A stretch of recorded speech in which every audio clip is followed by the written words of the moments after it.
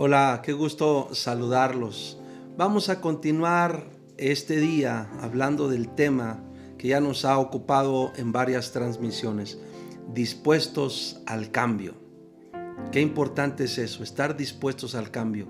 Cuando yo he estado meditando en este inicio de año, todo lo que implica siempre los tiempos que están por delante y que en cierto sentido son desconocidos, creo que también hay que tener un corazón muy dispuesto a Dios, muy dispuesto. Y si estoy de pronto repitiendo algunas cosas, tengo el propósito simplemente, quizás por mí, ¿verdad?, de que queden lo más claro posibles, y espero, le ruego a Dios que así esté siendo, que esté logrando yo explicar claramente lo que quiero decir. Le ruego a Dios que su palabra llegue a nuestro corazón y ahí se encarne. Así que hoy vamos a partir de la lectura de un par de pasajes para volver a enfatizar un poco la diferencia entre el vocablo forma y el vocablo figura. ¿Cuál es la diferencia entre estas dos palabras? Sabes que la palabra forma es la raíz griega morfe y la palabra figura es la raíz griega schema. Entonces, acompáñame por favor a Filipenses capítulo 2, versículos 6 y 7, y después vamos a leer Romanos 12:2. Comencemos por favor leyendo Filipenses 2, 6 y 7, en donde dice: el cual, siendo en forma de Dios, está hablando de Jesucristo, Y dice, el cual siendo en forma de Dios, no estimó el ser igual a Dios como cosa a que aferrarse, sino que se despojó a sí mismo, tomando forma de siervo, hecho semejante a los hombres. Noten cómo este par de versículos habla de Jesucristo teniendo forma de Dios, pero a la vez también teniendo forma de siervo. Y Romanos 12:2 es un versículo que conocemos muchos de nosotros muy bien. Dice ese versículo, no os conforméis a este siglo.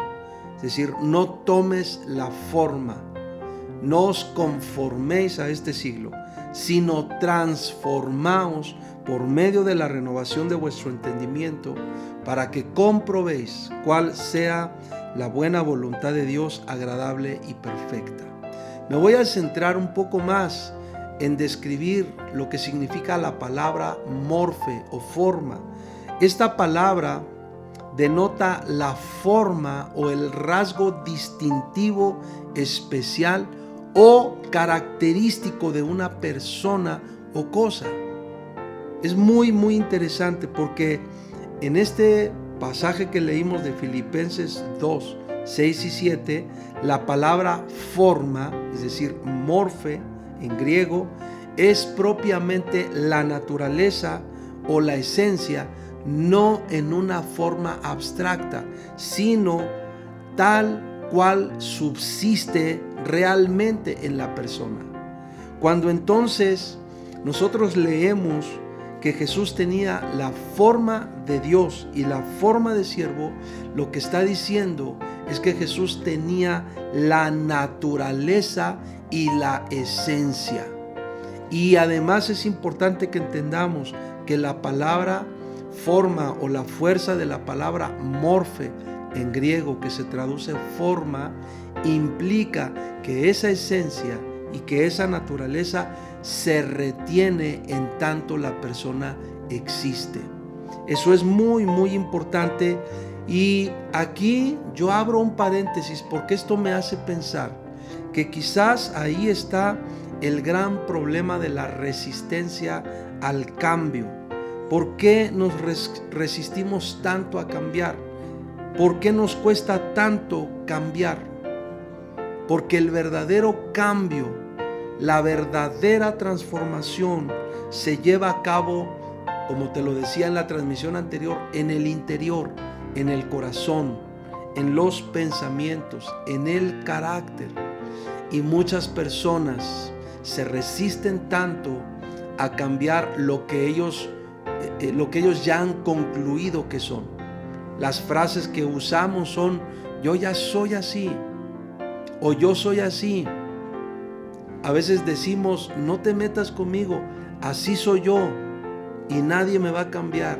Y utilizamos expresiones como esas simplemente para expresar que estamos negados al cambio, que no tenemos la más mínima disposición al cambio.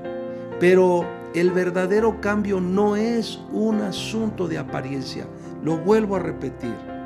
De algún modo es fácil dar una apariencia sin vivir en realidad un cambio genuino. ¿Cuántas personas a veces pasan mucho tiempo de su vida, por ejemplo, poniendo como ejemplo, cuando a veces te equivocas y pides perdón y dices: te prometo que voy a cambiar? ¿Y cuántas personas pasan mucho tiempo de su vida pidiendo perdón y diciendo: ya voy a cambiar, ya voy a cambiar, ya voy a cambiar? A veces cambian un poco lo exterior, pero al no cambiar o al no permitir un cambio en su interior, en su naturaleza o en su esencia, esos cambios solamente son en apariencia, solamente son aparentes. No hay realmente un cambio, una transformación. Y al no haber una transformación o un cambio genuino, entonces todo lo que a veces se sostiene en apariencia llega a un momento en que se cae. Nosotros no podemos vivir la vida en Cristo de esa manera. No podemos sostener la vida en Cristo solo por apariencias. No, necesitamos entender la obra de Dios en nuestro interior y en nuestro corazón. Yo me doy cuenta cómo la resistencia al cambio es fuerte porque tiene una raíz espiritual. Cuando uno lee, por ejemplo, en las Escrituras cómo se comportaron grupos de personas como los fariseos, por ejemplo, los fariseos que se enfrentaron a Jesús se resistían tanto al cambio por la percepción espiritual que tenían de las cosas. Y entonces, en lugar de tener oídos y un corazón abierto, dispuesto a la enseñanza del reino de Dios, lo que hacían era que se sentían confrontados y endurecían su corazón y más bien entraban en una confrontación. Creo que nosotros debemos entender que la obra de Dios no es llevarnos a una condición de confrontación, digamos, de pleito con Él. Claro que la verdad de Dios confronta nuestras formas de vida, pero lo que Él quiere hacer es llevarnos a vivir la gloria de la vida como Él la ha diseñado para el hombre. Una vida de bendición o en bendición. Si entendemos que la resistencia al cambio es universal y que intenta detener todos los movimientos hacia el genuino progreso, quizás, yo me atrevo a pensar, o me atrevo a decir esto, quizás nos atreveremos a romper ese lazo que impide el progreso en nuestra vida.